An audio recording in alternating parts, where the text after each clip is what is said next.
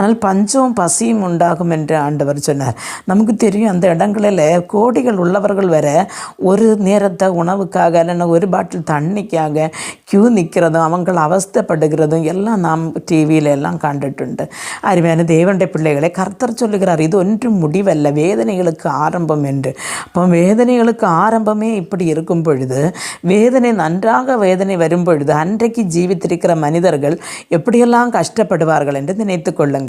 அருமையான தேவனுடைய பிள்ளைகள், இந்த ஒரு முடிவு காலத்திலே நாம் நம்முடைய காரியங்களை மட்டும் பார்த்து நாம் மற்ற ஜனங்கள் எப்படி போனால் என்ன, அவங்களுக்கு சாப்பிட கிடைச்சா என்ன, கிடைக்கல என்ன அப்படின்னு இல்லை, நமக்கு நம்ம காரியம் பார்ப்போம் அப்படின்னு நாம் இருப்போமானால், எப்போ நம்ம இருக்கிற இந்த இடத்துல ஒரு பூமி அதிர்ச்சியோ தண்ணியோ தீயோ வரும் என்று சொல்ல நமக்கு முடியாது, வராது என்று சொல்வதற்கும் முடியாது. அப்படி வந்தால் நம்முடைய நிலைமை என்ன ஆகும்? அப்படி வந்து நாம் இந்த